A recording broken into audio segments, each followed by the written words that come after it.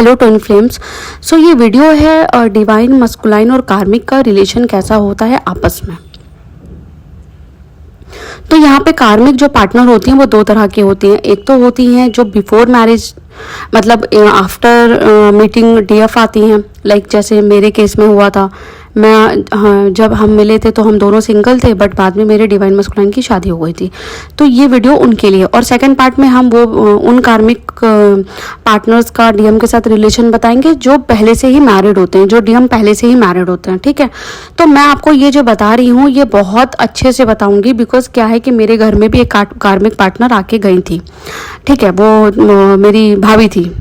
ठीक है, तो यूट्यूब पे ना कुछ ज़्यादा ही डिटेल चली जाती है। सो सम टाइम आई थॉट मेरे घर वाली वीडियो देख लें, तो क्योंकि मेरा जो भाई है ना वो भी ट्विन फ्लेम है और वो डिवाइन मस्कुलाइन है। तो मैं आपके और मैंने उसके बाद जो चीज़ें मैंने अपने घर में देखी थी उसको मैंने बाकी लोगों के साथ देखा भी था, रेजोनेट करके कि सेम होता है या अलग होता है। तो अभी आई हैव 2-3 डिवाइन मस्कुलाइन का उनकी लाइफ में जो मैंने रिकग्नाइज करा है, तो इस वीडियो में मैं आपको बताऊंगी, वो मैं आपको बताऊंगी। क्या है इस वीडियो में मैंने एक चीज़ नोटिस करा था, वो मैं आपको बताऊंगी। पहले तो मैं ये आपको बताऊंगी उनका कैसा रिलेशन होता है। जो डिवाइन मस्कुलाइन होते हैं ना, उनका जो रिलेशन होता है कार्मिक का पार्टनर के साथ ना, वो स्टार्टिंग से अच्छा नहीं होता। लाइक मैं आपको बताऊंगी कि बिफोर मैरिज के 20 डेज पहले क्या हुआ था कि मेरा जो भाई था ना, उसको ना इस शादी में कोई इंटरेस्ट नहीं था। लाइक वो कभी भी ना किसी भी, ज़्यादातर क्या होता है कि जो कार्मिक पार्टनर आती है ना वो अरेंज मैरिज के थ्रू आती हैं, जो आफ्टर आती हैं। मैं आफ्टर वाली की बात करूँ, या तो कभी कभी ऐसा हो सकता है कि वो उनकी जान पहचान की हो, या उनकी फ्रेंड सर्कल में हो सकती हैं, या उनके रिलेटिव हो सकती हैं। बट अगर आप प्यार बोलोगे ना तो प्यार नहीं होता। कभी कभी क्या होता है, हमारे जो डिवाइन मस्कुलाइन होते हैं ना, वो डीएफ की एनर्जी को फील कर लेते हैं कार्मिक पार्टनर में। जैसे कि हो सकता है कि उनकी डिवाइन फेमिनाइन के साथ ना उनका फेस मैच करता हो, तो वो ना उनको ऐसा लगता है कि शायद मैं डिवाइन फेमिनाइन को रिप्लेस कर दूंगा और ये लड़की वहाँ पे डिवाइन फेमिनाइन का हमारी जगह ले लेगी और हमारी लाइफ कंप्लीट हो जाएगी। तो बेसिकली वो क्या करते हैं, इनडायरेक्टली डिवाइन जब अपने कार्मिक पार्टनर को चूज करते हैं तो वो डिवाइन फेमिनाइन को माइंड में रख के चूज करते हैं, और उन्हीं की जैसी वो रेजोनेट करती है, रिजेंबल करती है। मतलब जो भी कार्मिक पार्टनर होती है मोस्ट ऑफ द केस में क्या होता है, रिजेंबल करती है। कभी एनर्जी वाइज करती है, कभी वाइब्स के थ्रू करती है, कभी फेस मैच करता है, कभी वॉइस मैच करता है, कभी जो है उनका काम मैच करता है। कोई भी एक चीज ऐसी होती है कार्मिक पार्टनर में जो डीएफ में भी होती है, जो रिजेंबल करती है। तो बेसिकली क्या हुआ था मेरे केस में, फेस थोड़ा रिजेंबल करता था और थोड़ा सा हैबिट करती थी, और थोड़ा सा कपड़े पहनने का तरीका थोड़ा बहुत लाइक वेरी लिटिल बिट। ठीक है, तो क्या हुआ, मेरा जो भाई था उसने जो कार्मिक पार्टनर चूज करा था, वो उसका जो फेस था ना वो उसकी डीएफ के साथ रिजेंबल करता था। तो उसने इस बेसिस पे अपने कार्मिक पार्टनर को चूज करा था अरेंज मैरिज के थ्रू। फिर क्या हुआ कि दोनों में बात स्टार्ट हो गई, क्योंकि एक अरेंज मैरिज थी। तो मेरी जो कार्मिक पार्टनर, मतलब मैं भाभी बोलूँगी उनको यहाँ पे, तो जो हमारी भाभी थी ना वो मेरे भाई से बात करने की कोशिश करती थी बिफोर मैरिज, लाइक आफ्टर रोका। और ये जो शादियाँ होती हैं ना ज़्यादातर ना बहुत शॉर्ट पीरियड में हो जाती हैं। लाइक जैसे कि डीएफ मिली मेरे भाई को, डीएफ मिली, वो अलग हुई, और जैसे ही वो अलग हुई वैसे ही मेरे भाई की अरेंज मैरिज हो गई। विद इन 2 to 3 मंथ में ये शादी हो जाती है, ज़्यादा टाइम नहीं लगता। Same cheese happen with my divine masculine के केस में। उनकी भी शादी 2 से 3 महीने में हो गई थी। 2 ही 3 महीने में फिक्स होती है, 2 ही 3 महीने में हो जाती है। ज़्यादा उनको सोचने और समझने की ना टाइम नहीं मिलता। तो क्या हुआ कि मेरे भाई का ना मैंने एक चीज़ देखा, जैसे जैसे शादी करीब आ रही थी ना उसके दिल में उलझन बढ़ने लगी थी, वो उलझा हुआ रहता था। तो भाभी मेरी कॉल करा करती थी मेरे भाई से बात करने के लिए, सोचती थी कि भाई प्यारी प्यारी बातें हों, हनीमून प्लान करें, शादी प्लान करें, लाइफ आफ्टर मैरिज प्लान करें। बट मेरा भाई ना ऑफ जाता था, वो बिल्कुल भी ना लाइक इंटरेस्ट नहीं शो करता था। अगर वो 4-5 बातें बोलती थी तो मेरा भाई 1 रिप्लाई करता था, वो 5-6 बातें बोलती थी तो मेरा भाई 1 रिप्लाई करता था, ज़्यादा बातें नहीं करता था। 20 डेज बिफोर ना मेरे भाई की बहुत गंदी वाली लड़ाई हो गई, और उसको गंदी वाली लड़ाई नहीं हुई थी, मेरे भाई को बस अंदर से गट्स फीलिंग आने लगी कि ये शादी गलत हो रही है। तो उसने मम्मी को फ़ोन करा, बोला कि मम्मी मुझे शादी नहीं करनी, शादी सही नहीं हो रही। बट क्या हुआ कि प्रेशर इतना ज़्यादा होता है और मम्मी ने उसकी सुनी नहीं। ठीक है, उस टाइम तो मम्मी ने नहीं सुना, अब उसकी शादी हो गई। जब मैंने देखा अपने भाई को, जब वो निकाह का पेपर साइन कर रहा था ना, उसकी बॉडी शिविर कर रही थी, वो शेक कर रहा था, लाइक वो उसका हाथ कांप रहा था, वो लिख नहीं पा रहा था, मतलब साइन नहीं कर पा रहा था। फिर उसने सोचा मैं क्या करूं क्या करूं क्या करूं, तो उसने ना साइन जो है गलत कर दी, लाइक साइन वाइन गलत कर दिया। उसको लगा कि शायद साइन गलत कर दूंगा तो कल को निकाह इनवैलिड हो जाएगा, तो वो बहुत शेक कर रहा था। वहां से आने के बाद ना उसकी बॉडी बहुत शेक कर रही थी, वो अंदर नहीं जा रहा था, रूम में जाना था, एंटर करना था, बट वो नहीं जा रहा था, उसकी बॉडी शेक कर रही थी, वो बार बार इधर उधर घूम रहा था, भाग जा रहा था, फिर छोड़ के आ रहा था। जब जबरदस्ती वो अंदर गया, उनकी फर्स्ट नाइट में वो बाहर आ गया 1-1.5 घंटे में, और मेरा भाई नेक्स्ट डे उठा और मेरे मम्मी को बोला, मम्मी मेरी शादी गलत हो गई है, मैं इस शादी में नहीं रह पाऊंगा। उनको नेक्स्ट डे से ही पता चल गया था कि मेरे भाई को पहले से ही पता चल गया था कि ये शादी सही नहीं है, और हमें भी समझ में नहीं आ रहा था अच्छा ऑल ऑफ सडन ऐसा क्या हो गया, ऐसा क्या कर दिया हमारी भाभी ने आते ही कि मतलब भाई बिल्कुल ही भागा भागा फिर रहा है। हम लोगों को पता नहीं चला था ऐसा क्या हो गया, लाइक कि भाई ऐसे बिल्कुल भाग रहा है, कमरे में नहीं जा रहा। नई नई लड़कियां आती हैं, नई नई शादी में तो लोग बहुत इंटरेस्ट लेते हैं, लेकिन मेरे भाई में कोई इंटरेस्ट नहीं था। गिफ्ट विफ्ट देने की बात आई तो भैया ऐसे ले जाके ऐसे बस थमा के, मतलब होता ना फॉर्मेलिटी के तौर पर ऐसे दे के चला आया, कुछ नहीं। शादी में उसका चेहरा उड़ा उड़ा, कोई इंटरेस्ट नहीं है, कोई फोटो नहीं, कोई फोटो सेशन नहीं। यहाँ तक मेरे भाई ने अपने दोस्तों को भी इन्वाइट नहीं करा अपनी शादी में, क्योंकि उसको पता चल गया था 20 डेज बिफोर ये शादी चलेगी नहीं, बिकॉज ये शादी उसके मन की नहीं हो रही, उसको पता चल गया था। आफ्टर दैट क्या हुआ, मेरी भाभी आ गई, उन्होंने ना मेरे भाई को मतलब बिल्कुल ही टॉर्चर करना स्टार्ट किया। वो स्टार्टिंग से ही टॉर्चर करती है, जो कार्मिक आती है ना, from day 1 to within a week में उनका ना क्या होता है ना, चेहरा बाहर आने लगता है, और वो ना धीरे धीरे धीरे धीरे ना अपनी पूरी फैमिली को कंट्रोल करने लगती हैं। उनके कुछ बेसिक नेचर होते हैं, वो मैं आपको शेयर करती हूँ। एक तो वो क्या करती है ना, अपने फिनेंसेस को लेके बहुत झूठ बोलती हैं। लाइक ऐसा होगा, जैसे शादी में कोई भी पैसा वैसा मिलता है ना, तो वो कभी भी डिस्क्लोज नहीं करती अपनी फैमिली से, या तो मार के बैठ जाती है। मतलब ऐसा होता है कि जैसे शादी में कोई बंदा जैसे गिफ्ट देगा या शादी में कोई पैसे देगा या कुछ देगा, तो वो ना फैमिली को शो नहीं करती, वो चुपके से रख लेती है। मतलब बहुत ग्रीडी होती है, इतनी ग्रीडी होती है कि उनको ये भी एहसास नहीं होता कि नई नई शादी हुई है, अगर हम ऐसे लिफाफे रख लेंगे या फिर हम गिफ्ट्स आ रहे हैं उनको छुपा के रख लेंगे तो हमारे घर वाले क्या सोचेंगे, ससुराल वाले क्या सोचेंगे, उनको कोई फर्क नहीं पड़ता। वो क्या करती है ना, पैसों के लिए ना इतनी मरती हैं कि कोई भी बंदा गिफ्ट देके जाएगा ना तो उसको छुपा लेती हैं, कहीं कोई ले ना ले। पैसों के पीछे पहले से मरती हैं, इतना दिमाग लगा के आती हैं। लाइक ऐसा करेंगी ना, जैसे फोन वगैरह उनके पास होगा पहले से, तो फोन वगैरह को घर पे छोड़ के आएंगी, नेक्स्ट डे ही बोलेंगी मेरे पास फोन नहीं है, फोन दिला दो, मेरे को ये दिला दो, मेरे को वो दिला दो। पहले ही दिन से पैसों की डिमांड उनकी बहुत होती है। लाइक मेरी भाभी को तो आती ही सबसे पहले फोन चाहिए था, फिर पैसे चाहिए थे, फिर मेहर की रकम चाहिए, तो सब गिफ्ट चाहिए था, उनको डायमंड रिंग चाहिए थी, उनको हनीमून पे जाना था। सो मच एक्सपेक्टेशन, उनकी एक्सपेक्टेशन का जो लेवल होता है ना वो भाई साहब बहुत हाई होता है, और डिवाइन मस्कुलाइन बिल्कुल ऑफ। मतलब एक बंदी बहुत हाई एक्सपेक्टेशन में, और जिससे वो एक्सपेक्टेशन कर रही है वो बंदा बिल्कुल जीरो, लाइक जीरो एक्सपेक्टेशन, उसका कोई एक्सपेक्टेशन नहीं होता इस शादी को लेकर, वो कोई एफर्ट्स नहीं डालता इस शादी में। तुरंत शादी हुई, तुरंत उनके बीच में प्रॉब्लम स्टार्ट हो जाती है। मतलब इतनी ज़्यादा प्रॉब्लम स्टार्टिंग में ही होने लगती है कि फैमिली भी सोचने लगती है क्या हो गया भाई, अभी कल ही शादी हुई, ऐसा क्या हो गया। 1 महीने तो सुकून से रहता है, वो एक दिन भी नहीं रहता है। फिर वहीं से क्या होता है, डिवाइन मस्कुलाइन उनकी एनर्जी से डरने लगता है। मेरा भाई ना डरता था, धीरे धीरे उसको क्या होता था, वो उसकी आंखें देखता था तो कहता था आंखें अच्छी नहीं है, उसकी फिजिकल बॉडी को देखता था कहता था अच्छी नहीं है, नेचर वाइज वो बहुत खराब होती है। मतलब मेरे घर में ऐसी हरकतें करती थी वो कि हम बता नहीं सकते। लाइक क्या करती थी, मेरे भाई का जो मोबाइल होता था उसको ओपन कर लिया और उसको फेसबुक पे कोई भी पोस्ट डाल दिया, इंस्टाग्राम कंट्रोल करने लगती है, फेसबुक पे मैरिज की फोटो डाल देंगी, सोचती हैं कि मैं क्या करूं। और स्टार्टिंग में ही जब अरेंज मैरिज में लड़का जो इस तरह से भागता है ना, तो ज़्यादातर कार्मिक के ये माइंड में आता है कि कहीं इसका एक्स्ट्रा मैरिटल अफेयर तो नहीं चल रहा, और एक्स्ट्रा मैरिटल अफेयर तो नहीं चल रहा, या ये पहले से किसी और को पसंद तो नहीं करता था, और ऐसा तो नहीं है कि इसकी शादी प्रेशर में हुई है, कैसे हुई है। तो वो क्या करती है ना, बहुत ना कंट्रोलिंग करने लगती है। लाइक उनका मोबाइल चेक करना, उनको स्टॉक करना, उनके फ़ोन में अगर किसी लड़की का नंबर है तो उसको फ़ोन मिला देना, उससे पूछना कि तुम कौन हो, क्यों कॉल कर रही हो, ये है वो है, बहुत करती हैं। धीरे धीरे ना डिवाइन मस्कुलाइन 2-3 महीने बीतते हैं, उनकी एनर्जी से भागना शुरू कर देते हैं, और वो भागते रहते हैं। वो उनके रूम में, वो साथ में रूम नहीं शेयर करते, वो बेड शेयर नहीं करते, वो इंटीमेट नहीं होते, उनकी इंटीमेसी खत्म हो जाती है, वो भागना शुरू कर देते हैं। अगर डिवाइन फेमिनाइन उस टाइम पे थोड़ा बहुत भी इनर वर्क कर रही होती है तो वो इंटीमेट नहीं होते हैं। अब मैं आपको एक बात बताती हूँ, कुछ टीएफ कोच क्या करते हैं, आपके ना ऑब्सेशन का फायदा उठाते हैं, और वो ये बोलते हैं कि आप हमें इतना पैसा दीजिए, हम आपके डीएम की इंटीमेसी रोक देंगे कार्मिक पार्टनर के साथ।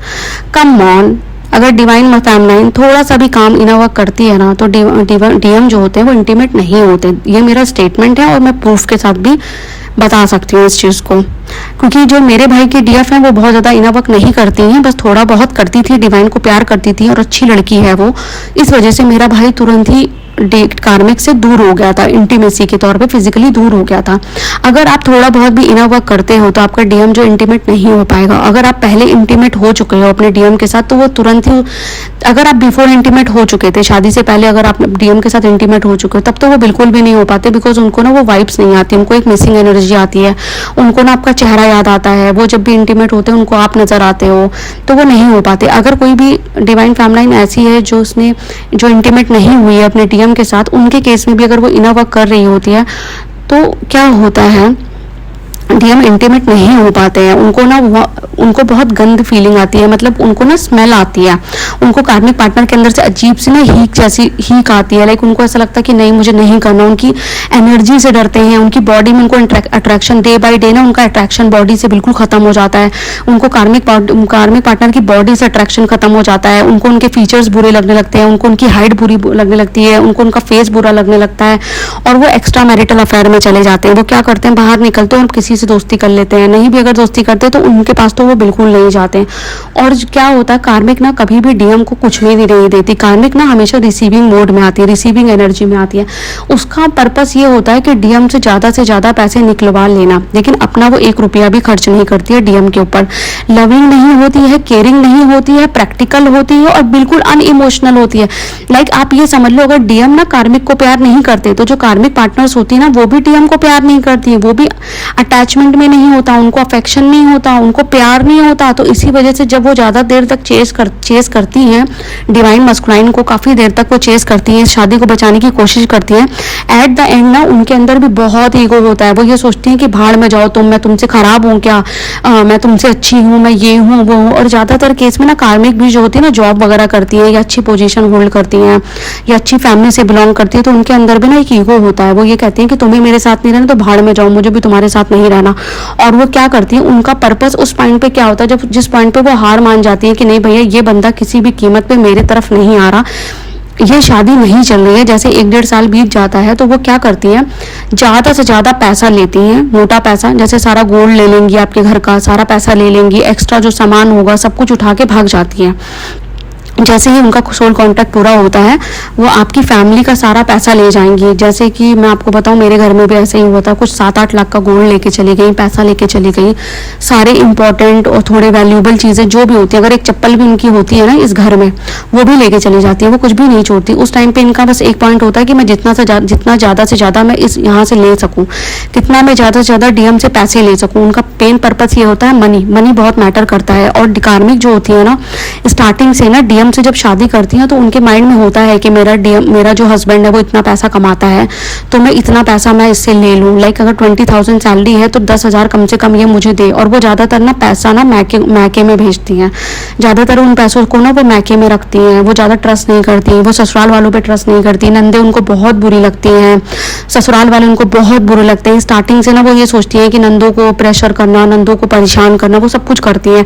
बेसिकली जो कार्मिक पार्टनर आती है ना वो नार्सिसिस्ट फैमिली होती है। जैसे हमारी फैमिली नार्सिसिस्ट थी, ये बात आप मान लो और मैं भी ये बात मानती हूँ, हमारी फैमिली नार्सिसिस्ट थी, तो एक नार्सिसिस्ट फैमिली को ठीक करने के लिए आती है। जैसे मेरी मम्मी थी, थोड़ी रूलिंग पावर में रहती थी, उनका ईगो था, मेरी मम्मी का भी ईगो था, उस ईगो को तोड़ देती है। हमारी जो फैमिली इमेज थी, हमारे पापा आर्मी ऑफिसर थे, तो हमारी एक बहुत अच्छी सोसाइटी में इमेज थी, वो इमेज पूरी स्पॉइल करके चली गई।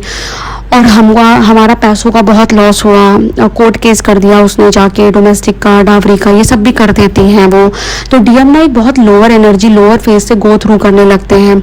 जब डीएम इतना सारी चीजें, मतलब कोर्ट केस, इमेज पूरी डिस्ट्रॉय हो जाती है। इवन जब डीएम का क्या होता है, मैं आपको एक बहुत डीपर बात बताती हूँ। जब डीएम जो है ना कार्मिक के साथ ना इंटीमेट नहीं होते हैं, तो डीएम की जो वाइफ, मतलब जो कार्मिक पार्टनर होती हैं, वो ना पूरे मोहल्ले को इकट्ठा कर लेती हैं, पूरे रिलेटिव्स को इकट्ठा करके पता क्या बोलती हैं कि मेरा जो हस्बैंड है वो नामर्द है, वो ऐसा है वैसा है, वो उसमें कमियां हैं, वो कमी है उसके अंदर, तो उनकी ना पूरी इमेज डिस्ट्रॉय कर देती हैं जो आफ्टर आते हैं। और इस टाइम पे कुछ डीएम भी क्या करते हैं, थोड़ा स्मार्टली प्ले करते हैं, वो ज्यादातर अपनी वाइफ से दूर दूर रहते हैं, फिजिकली डिस्टेंस बना के रहते हैं। जैसे कि वो एक सिटी में रहते हैं, तो जिस सिटी में वो रहते हैं उस सिटी में कार्मिक पार्टनर को नहीं रखते, वो ज़्यादातर उनको मैके भेजते रहते हैं, हर बात पे मैके भेज देते हैं, या कहते हैं हाँ जाओ तुम चले जाओ, बहन की शादी हाँ चली जाओ, सहेली की शादी हाँ हाँ चली जाओ, मतलब ज़्यादातर ना अपने आप से डिस्टेंस मेंटेन करने के लिए वो उनको मैके में ज़्यादा भेजते रहते हैं। और ये डे बाई डे उनका कुछ ना कुछ होता है, मतलब आप ये समझ लीजिए हर महीने में 2 से 3 बार उनकी मेजर फाइट होती है। और ऐसी फाइट होती है कि एवरी टाइम कार्मिक पार्टनर को ये लगता है कि डीएम जो है मेरे हाथ से निकल रहा है, और जितना तेज उनको लगता है कि आपका डीएम उनके हाथ से निकल रहा है, वो उतना ज़्यादा तेज उनको कंट्रोल करने लगते हैं। बेसिकली उनके फ्रेंड्स को कॉल करना कि अपने दोस्त को समझाओ, बहन को फ़ोन करना कि अपने भाई को समझाओ, मोहल्ले वालों को फ़ोन करना, मीडिएटर जिसने शादी करा था उसको बोलना, बहुत ज़्यादा बोलती हैं। और मैं आपको एक बात बताऊं, कार्मिक के माइंड में हमेशा 2 पॉइंट रहता है कि आपका जो आपका जो डीएम है वो एक्स्ट्रा मैरिटल अफेयर में है। तो इसीलिए हम ना आपको एक सजेशन देते हैं कि सेपरेशन बना लो। अगर आपका डीएम मैरिड है तो सेपरेशन इसलिए बना लो ताकि कल को ना आपकी कोई चैट उनको ना मिले, आपका फोटो ना मिले, आपके बारे में वो जान ना पाए, क्योंकि अगर वो जान गई ना आपके बारे में तो आपकी इमेज भी स्पॉइल कर देंगी, आपके पीछे पड़ जाएंगी, आपसे आके लड़ाई करेंगी, आप भी लोअर एनर्जी में चले जाओगे। और आफ्टर यूनियन जब आप वहाँ पे जाओगे ना तो सोसाइटी में लोगों को ये लगेगा कि आपके वजह से आपके डीएम की मैरिज टूटी थी, उसकी रिस्पॉन्सिबिलिटी भी आप ही को लेना पड़ेगा और आपकी इमेज स्पॉइल हो जाएगी। हो सकता है आपके ससुराल वालों को भी बाद में आप जब शादी करके वहाँ जाओ तो उन्हें ये लगे इसी लड़की की वजह से मेरे बेटे ने उस लड़की को छोड़ा था, तो ये एक इमेज का प्रॉब्लम भी हो जाएगा, आपको सोसाइटी से फेस करना पड़ जाएगा ये प्रॉब्लम भी। सेफ साइड आपके लिए यही सजेशन है कि अगर आपका डीएम मैरिड है तो आप सेपरेशन में चले जाओ ताकि उनकी कार्मिक आपके पास ना पहुंचे और आपको ना ढूंढ पाए। क्योंकि मेरी कार्मिक जो है मुझे बहुत ढूंढ रही थी कि वो कौन सी लड़की है जिसके लिए मेरा हस्बैंड मुझे छोड़ रहा है, लेकिन मैं उसे कहीं नहीं मिली थी, ना तो मैं उसे फोटो में मिली, ना तो वीडियो में मिली, ना तो इंस्टाग्राम पे मिली, ना तो सोशल मीडिया पे मिली, मैं उसे कहीं नहीं मिली और थक हार के वो चली गई। जाने के बाद अब जब मैं शादी करके जाऊंगी तो फ्रेश जाऊंगी, लाइक ऐसा होता है ना कि बिल्कुल भी कोई मुझे कह नहीं सकता कि मैंने शादी तोड़वाई थी और मैं यहाँ पे बोलूंगी भाई ना तो मैंने कभी कॉल किया, ना तो मैंने कभी मैसेज किया, ना तो मैंने इस बंदे को कभी चेज करा, ना तो मैंने उसकी शादी तोड़वाई, तो मुझे आप कैसे ब्लेम कर सकते हो शादी के लिए? मैं तो थी ही नहीं स्टोरी में, मैं तो थी ही नहीं, मैं तो पिक्चर में ही नहीं थी। तो मैं एक सेफ इमेज के साथ जाऊंगी, एक अच्छी इमेज के साथ वहां जाऊंगी और मेरे ऊपर ब्लेम नहीं लगेगा और डीएम को भी नहीं लगेगा कि यार इसी लड़की की वजह से मेरी शादी टूटी क्योंकि ये बार बार कॉल मैसेज करती थी। अब क्या लगेगा आपके डीएम को कि कार्मिक जो थी वो अच्छी नहीं थी इसलिए वो चली गई और मैं उसके साथ रह नहीं पा रहा था। तो जो आफ्टर कार्मिक आती है, मतलब जो आफ्टर वाली कार्मिक होती है, जो आपसे मिलने के बाद में जो कार्मिक आती हैं, उनका ब्लेम ना आपके ऊपर नहीं आता और डीएम को ये लगता है कि यार ये मैं ना अपनी डिवाइन फैमिलाइन को बहुत ज़्यादा प्यार करता था इसलिए मैं ये शादी नहीं चली। दूसरा रीज़न यहाँ पे ये था कि कार्मिक पार्टनर अच्छी नहीं इसलिए हमारी शादी नहीं चली। कार्मिक पार्टनर अनइमोशनल थी, लाइक वो इमोशनली कनेक्ट नहीं करती आपकी फैमिली से, किसी भी मेंबर से इमोशनली कनेक्ट नहीं करती, कभी भी किसी की केयर नहीं करती, एक कप चाय बना के नहीं देती, वो अपनी लाइफ जीती है, अपना खाती है, अपना पहनती है और घूमती है, टहलती है, सहेलियों के साथ घूमेगी, इधर घूमेगी उधर घूमेगी। डीएम को प्यार नहीं करती, डीएम को बिल्कुल भी प्यार नहीं करती। जो कार्मिक होती है ना वो सिर्फ डीएम को परेशान करने ही आती है, डीएम को 1 रुपए में हेल्प नहीं करती बल्कि इतना ज़्यादा खर्चा करवाती है, इतना ज़्यादा पैसे खर्च कराती है कि डीएम को फाइनेंसेस का भी प्रॉब्लम होने लगता है और फिर वो चली जाती है। तो इस तरह का उनका रिलेशनशिप होता है। स्टार्टिंग में हो सकता है कि 1-2 महीने उनके बीच में इंटीमेसी हो जाए बट ज़्यादा टाइम नहीं होता। जैसे ही हनीमून पीरियड ओवर होता है वैसे डिवाइन मस्कुलाइन को फील होने लगता है कि हमारी कंपैटिबिलिटी नहीं है, हमारे बीच में अंडरस्टैंडिंग नहीं है, हमारी बॉन्डिंग नहीं है, ये सारी चीज़ें उनको फील होने लगती है और धीरे धीरे वो कट ऑफ करने लगते हैं कार्मिक पार्टनर से, फिजिकली दूर हो जाते हैं, इमोशनली तो वो कभी कनेक्ट होते ही नहीं है, बॉन्डिंग उनको जीरो लगती है, फ्यूचर उनको जीरो दिखाई देता है, बेबी प्लानिंग वो करते नहीं बिकॉज उनको ये लगता है कि इस लड़की के साथ मैं नहीं रह पा रहा तो बेबी क्यों ही प्लान करना। और क्योंकि इंटीमेसी उनके बीच में बहुत कम होती है इसलिए बेबी के चांसेस बहुत लो होते हैं, किसी रेयर केसेस में ही हो सकते हैं। या आप इनर वर्क नहीं करते हो, ज़्यादा टाइम तक आप चेस करने लगते हो तो उधर बेबी हो सकता है, चांसेस तब बनते हैं। अगर आप इनर वर्क कर रहे हो, सेपरेशन क्रिएट कर लोगे और चेस नहीं करोगे तो बेबी के चांसेस एकदम जीरो हैं। लेकिन अगर आप चेस कर रहे हो, एनर्जी दे रहे हो, अगर आप अपनी एनर्जी डीएम को दोगे तो डीएम उधर कार्मिक पार्टनर के साथ आराम से रह सकता है और बच्चे भी पैदा कर सकता है। तो यहाँ पे ना डीएफ को बहुत बड़ा लॉस हो जाएगा। ठीक है, आप नहीं चाहते हो कि आपको बहुत ज़्यादा लॉस हो, इसीलिए आप एक काम करो और आपका डिवाइन पार्टनर जो है, आपका डिवाइन मस्कुलाइन बहुत ज़्यादा उस शादी में फंसे, क्योंकि बच्चा हो जाएगा तो वो और ज़्यादा इमोशनली फंस जाएगा वहाँ पर। तो इसीलिए आपकी कार्मिक पार्टनर, डिवाइन पार्टनर को कार्मिक पार्टनर से बहुत जल्दी हट दूर करो। आपकी रिस्पॉन्सिबिलिटी है, इनर वर्क करो। आपकी डिवाइन फेमिनाइन की रिस्पॉन्सिबिलिटी होती है कि जल्दी से जल्दी अपने डीएम को जगाओ और जल्दी से जल्दी उसकी कार्मिक पार्टनर को रिलीज कराओ, ताकि उसका ज़्यादा डैमेज करके ना जाए, क्योंकि कार्मिक पार्टनर जितना ज़्यादा दिन डिवाइन मस्कुलाइन के साथ रहेगी उतना ज़्यादा डैमेज कर देगी। और अगर बेबी हो गया तो बच्चे की भी लाइफ स्पॉइल हो जाएगी और आपको भी प्रॉब्लम होगा, और कार्मिक आपका डिवाइन पार्टनर उस शादी में ज़्यादा फंस जाएगा। तो आपकी रिस्पॉन्सिबिलिटी है। और यहाँ पे तीन ही फॉर्मूला वर्क करता है। एक होता है सेपरेशन, एक होता है चेजिंग एनर्जी, चेज मत करो, दूसरा होता है एनर्जी लीकेज मत करो। ये 3 चीज़ रोक दोगे तो आपकी कार्मिक पार्टनर बहुत जल्दी रिलीज हो जाएगी और उनका बेबी भी नहीं होगा, और आपका डिवाइन मस्कुलाइन जल्दी अवेकन हो जाएगा और आपकी लाइफ इजी हो जाएगा, आपका यूनियन भी हो जाएगा, हार्मोनियस भी हो जाएगा, परमानेंट भी हो जाएगा। ये 3 चीज़ों के साथ आपको एक अच्छा सा इनर वर्क करना होता है। ट्विन फ्लेम जर्नी टफ नहीं होती है गाइस। ट्विन फ्लेम जर्नी सिर्फ उन्हीं के लिए टफ होती है जिनके पास इनर वर्क नहीं होता या वो कंट्रोलिंग इशू होता है। वो बार बार अपने डीएम को कंट्रोल करने की कोशिश करते हैं और बहुत ज़्यादा इंटरफेयर करते हैं, डिवाइन के काम में इंटरवेन करते हैं। अगर आप एक अच्छा इनर वर्क कर रहे हो तो ट्विन फ्लेम जर्नी बिल्कुल भी टफ नहीं है गाइस। मैंने वन ईयर के अंदर में कंप्लीट किया था। विद इन 1 ईयर में मेरा परमानेंट यूनियन भी हो जाएगा, होपफुली इंशाल्लाह हो जाएगा, क्योंकि मैंने कोई गलती नहीं करी है और डिवाइन पे मुझे पूरा ट्रस्ट है और आप लोगों की ब्लेसिंग भी है मेरे साथ। मेरा यूनियन हो जाएगा तो मैं ज़्यादा अच्छे से वीडियोस डाल सकती हूँ।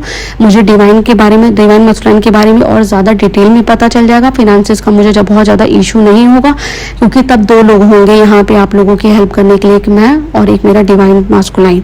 हम दोनों ही आप लोगों की हेल्प करेंगे और ज़्यादा से ज़्यादा चीज़ें लाएंगे और कुछ अच्छा करेंगे आपके लिए without even energy exchange. Try करेंगे कि काफ़ी अच्छा कंटेंट आपको प्रोवाइड कर सकें। तो आप प्रे करिए मेरे लिए और आप चेज मत करिए डिवाइन मस्कुलाइन को और अपना इनर वर्क करिए। Thank you so much friends. और नेक्स्ट वीडियो का वेट करिएगा। नेक्स्ट वीडियो में मैं आपको उन कार्मिक पार्टनर के बारे में बताऊंगी जो बिफोर ही डिवाइन मस्कुलाइन की लाइफ में होती है। आपसे मिलने से पहले जो डिवाइन मस्कुलाइन मैरिड होते हैं उनकी स्टोरी मैं आपको बताऊंगी कि कैसे कार्मिक पार्टनर उनकी क्या करती है, उनके बीच में कैसा रिलेशनशिप होता है और आपकी इनर वर्क से कैसे वो टर्न करती हैं। बिकॉज वो पहले से उनकी लाइफ में प्रॉब्लम इतनी ज़्यादा नहीं होती है, वो आपके इनर वर्क करने से उनकी लाइफ टर्न करने लगती है।